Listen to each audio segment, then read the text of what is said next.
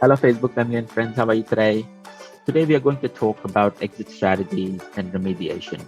So, what should we do when you make a mistake and pick a wrong property or a wrong suburb? And when do you actually sell the property? The two of the most important questions. This is Moss from Investor Partner Group. We help create sustainable property portfolios without impacting lifestyles. We do that through property strategy, buyer's agency, property development, and tax and SMSF advisory.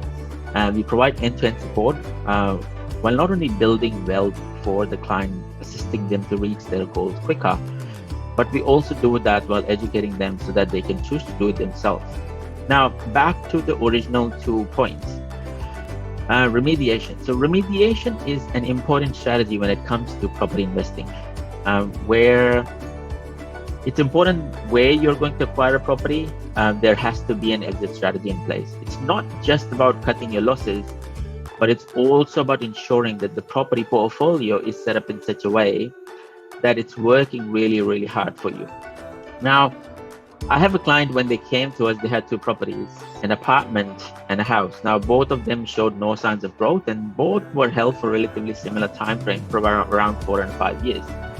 Now, they wanted to keep the apartment and sell the house, as the apartment was generating rental yield and was paying off itself. It was easier to hold, whereas house was not doing anything. It wasn't growing, it was costing them to hold, etc. We identified them in their foundational stage of property investing, where growth was quite the key objective to achieve. We did an analysis on where their house was, and where the location was, and what suburb was it.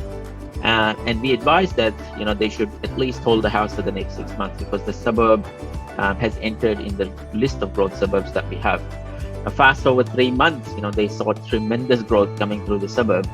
So it's about $300,000 versus the apartment, which was still nothing happening. So clearly, if they wouldn't have come to us, they would have made the wrong choice and they would have missed out on the growth, which meant that they didn't have a clear exit strategy in place for the property that they have acquired. Now, the apartment was not adding any value, so we upgraded it slightly, and got them to come out with a slightly better breaking even profit. Okay. Now, should they have decided to sell that as is, they would have probably lost another $40,000 there as well, because they would have paid stamps and transaction costs. Now, why am I telling you this story? Well, I want you guys to understand that knowing when and which one to sell is as important as knowing where and which one to buy. We all know that growth does not happen in linear fashion. It does not happen in a straight line. An average property doubles every 12 to 15 years, but a selectly collected property in the right suburb would achieve that in 7 to 10 years. Thus, if you're achieving that growth of say 70% in the first 5 years, I always say this, that one should never wait for the balance of the growth to happen in the next 4 years, because the time frame doesn't change. Thus, remediation means that you have to move on to a better opportunity as soon as possible. Okay. Now, the remediation is also key when you've made a poor choice. Okay. No one is perfect and no one has the magic crystal ball. So yes, naturally people make poor choices. The error is not just in picking the wrong property, the wrong suburb. It's more about knowing it's wrong and yet holding on to it and not doing anything about it. Like it's like an analogy of water, or the glass of water. Okay. It does not really matter how much full the glass of water is. The weight is irrelevant. What matters is how long do you hold it for in the hand. Okay. If you hold it for a few minutes, nothing happens. If you hold that glass in your hand for an hour, you would probably get a bit of a headache. Yeah. If you hold that glass of water in your hand for the full day, your hand may go numb, and you may paralyze. A bad property selection in a wrong suburb is exactly that. Okay. You hold such a mistake for a few months and nothing happens.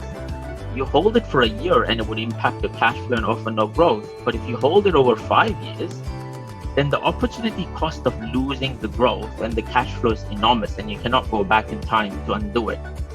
Having the right team beside you to avoid doing these mistakes and knowing when these mistakes are done and rectifying as soon as possible is quite the key as well. If you agree with what I'm saying, or if you have any questions, comments, or want to have a discussion, please go into the comments below and drop in any questions, relevant comments. Thank you for listening to me again. This is Moss. See you later.